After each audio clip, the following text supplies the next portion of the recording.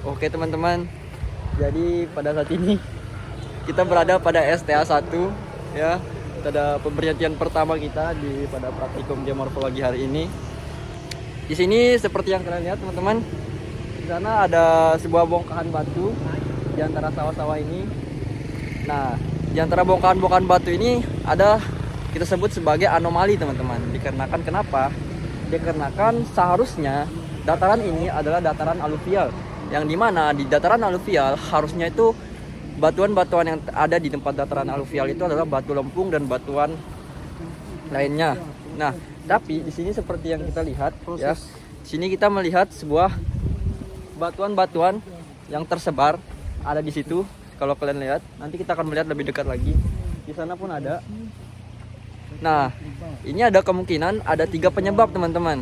Yang penyebab pertama itu adalah dari fluviatil ya. Fluviatil adalah proses transportasi ketika terjadinya masa pembentukan geomorfologi yang dimana melalui aliran air. Aliran air itu bisa jadi aliran air sungai. Kenapa air sungai? Ya karena di sini seperti yang kita lihat di sini ada aliran sungai ya teman-teman. Di bawah ini ada aliran sungai, aliran air yang mungkin kemungkinan dari sungai, dan kemungkinan ini dulunya adalah dari Sungai Purba. Kenapa demikian? Dikarenakan pecahan-pecahan batunya ini termasuk ke dalam ya ukuran yang sangat besar teman-teman. Seperti yang kita tahu, sungai-sungai Purba dulu dia memiliki aliran yang sangat keras sehingga dia mampu membawa ukuran batuan-batuan yang sangat besar. Nah, adapun kemungkinan yang kedua itu bisa jadi ini adalah hasil dari proses vulkanik, yang dimana vulkanik adalah proses hasil dari letusan gunung api. Seperti yang kita tahu, mungkin sedikit informasi teman-teman, bahwa kita ini berada di bawah kaki-kaki Gunung Renjani, yang dimana berarti ada kemungkinan besar ini adalah hasil dari proses vulkanik atas pembentukan Gunung Renjani yang sekarang.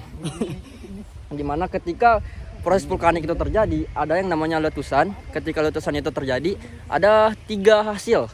Ada yang hasilnya tuh dari letusan aliran, letusan jatuhan, dan letusan hembusan. Nah, ini ada kemungkinan dia adalah letusan aliran maupun letusan jatuhan, teman-teman. Makanya dia bisa mengalir ke sini. Tapi seperti yang kita lihat di sini, bentuk batuannya itu sedikit rounded ya, membulat. Itu artinya ketika saat proses transportasinya dia mengalami transportasi yang lumayan jauh teman-teman, sehingga dia bergesekan dengan material-material lainnya sehingga dia membentuk rounded teman-teman. Adapun kemungkinan yang terakhir, ya ini kemungkinan yang ketiga, yakni adanya proses gravitasi yang dimana membuat adanya intrusi-intrusi. Bisa jadi ini teman-teman adalah proses intrusi yang menunjang dari bawah bumi yang menerobos ke atas sehingga terjadinya adanya batuan-batuan di sini. Jadi ada kemungkinan batuan-batuan ini ada memiliki asal atau batuan primer yang dekat dari sini teman-teman. Nah, kita akan melihat lebih dekat lagi bentuk batuan-batuan yang ada di sini. Yang kedua ada proses vulkanik atau lanau. Batu atau lanau. Batu apa? Ini nama tempatnya apa ya? Coba ya teman-teman ya. Ini adalah batuannya. Kalau kelihatan lebih dekat, kita akan memperlihatkannya lebih dekat lagi ya. Yap. Dia ukurannya lumayan besar, sangat besar bahkan ya.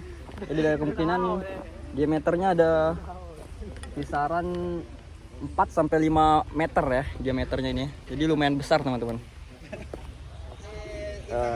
Untuk jenis batuannya kita belum mengidentifikasinya. Nanti kita akan mencoba mengambil sampel sehingga kita dapat mengidentifikasi batuan ini hasilnya dari mana. Barulah kita dapat menentukan hasil pastinya dari mana batuan ini berasal. Jadi sekian teman-teman untuk STA 1. Kita akan melanjutkannya di STA kedua. Jadi kita akan melanjutkan perjalanan ke STA kedua lagi. Yudin, gimana Den? Aman. Let's go. Teman-teman, STA ke 1. Ya, lokasinya berada tepat di samping pinggir jalan ya. Ini. Terus di sini ada aliran air. Dan kemungkinan ini alirannya kalau kita telusuri pasti akan mengarah ke sebuah sungai. Nah, ada kemungkinan batuan-batuan yang salah itu tadi yang kita perlihatkan, ada kemungkinan juga bahwa ini tuh berasal dari fluviatil, jadi transportasi melalui air sungai Purba. Ya. Kenapa air sungai Purba? Dikarenakan sungai Purba itu alirannya sangat besar, arusnya sangat besar, sehingga dia mampu membawa transportasi batuan yang sangat besar tersebut. Itulah kenapa ada kemungkinan. Tapi nanti kita akan melihat kelanjutannya di STA kedua, apakah dia akan memiliki hubungan antara tempat yang pertama dan tempat kedua, sehingga kita dapat menentukan.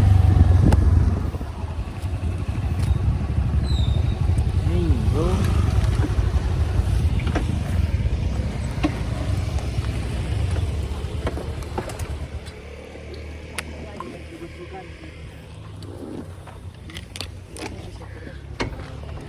STA kedua. Baik teman-teman, pada kali ini kita sudah berada pada lokasi STA kedua. Ini lokasinya tidak jauh dari lokasi STA yang pertama tadi. Seperti yang kita lihat di sini ada sebuah batuan yang sangat besar, ya. Yang dimana batuan ini sepertinya memiliki sebuah hubungan dengan batuan-batuan yang berada pada STA pertama tadi yang tersebar. Kenapa demikian? Dikarenakan kita menyamakan batuan yang tersebar di batuan STA pertama tadi dengan STA yang kedua ini. Dia memiliki sebuah deskripsi batuan yang sama, yang dimana dia memiliki sebuah batuan menghasilkan batuan andesit, ya. Jadi seperti yang kita tahu, batuan andesit adalah batuan intermediate yang tercipta dari hasil vulkanik. Nah, jadi semakin kesini semakin ketahuan teman-teman hasil dari proses penyebaran batuan yang ada pada STA yang pertama tadi.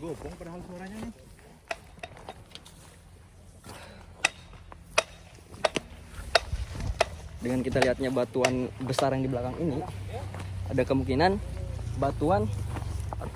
batuan-batuan tersebar di STA pertama tadi itu adalah hasil dari kemungkinan yang ketiga, ya, ini hasil dari proses gravitasi, yang dimana dulunya adanya proses intrusi yang menerobos ke atas sehingga terciptalah batuan ini. Batuan intermediate, batuan andesit ini tercipta atas hasil dari proses intrusi yang menerobos ke atas. Nah, kenapa bisa pada STA pertama tadi tersebar luas? Mungkin dikarenakan karena terjadinya proses erosi yang sangat lama, sehingga terjadinya pelapukan di bagian pinggir-pinggir batuan yang sangat besar ini.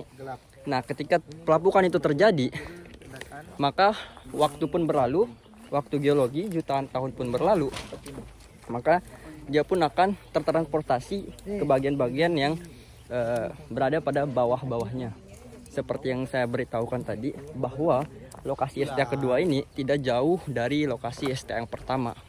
Oleh karena itu, ada kemungkinan terbesarnya bahkan ini adalah hasil dari proses gravitasi, proses intrusi, sehingga terjadinya penerobosan batuan dari bawah. Seperti kita tahu, bawah batuan ini adalah batuan andesit, batuan intermediate, yang dimana hasil dari batuan vulkanik, teman-teman. Ya, jadi semakin dekat hasil akhir. Kenapa batuan pada STA pertama itu bisa tersebar?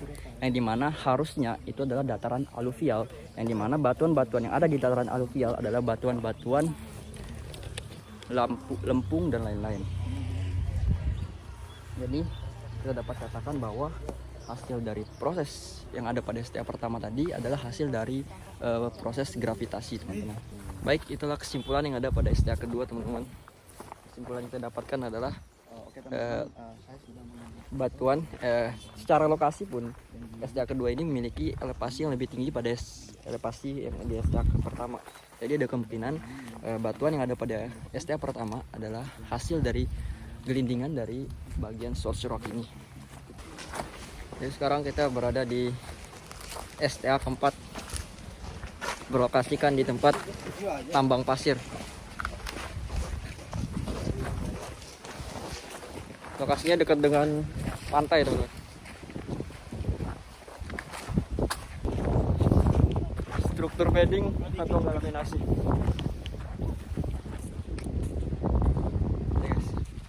Nah, di sini ada tambang pasirnya.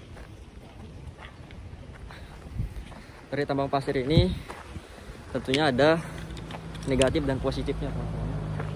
Jadi positifnya adalah dari penambangan pasir ini kita mendapatkan sebuah pasir yang dimana pasir itu digunakan untuk bahan pembangunan.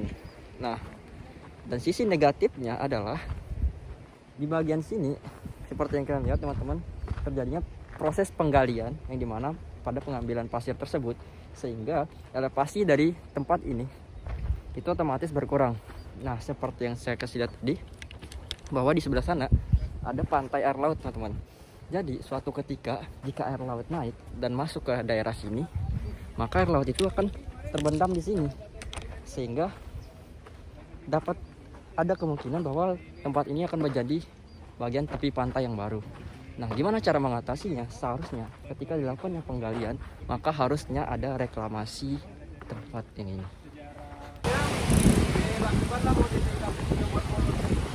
Supaya ombaknya energi ombaknya itu tidak sebesar yang sebelumnya seperti itu.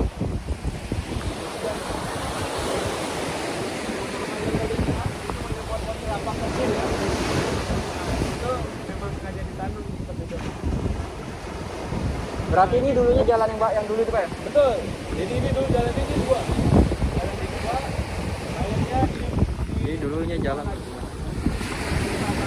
proses abrasi, kekurangan pelampung yang memecah ombak di sana, korupsi dari pemerintah sekitar, sehingga arus dari ombak ini langsung menghantam fondasi dari jalan yang terdahulu.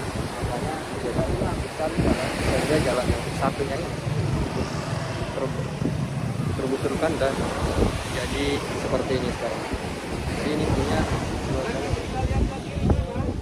jadi kita punya manifestasi pantai yang terjal.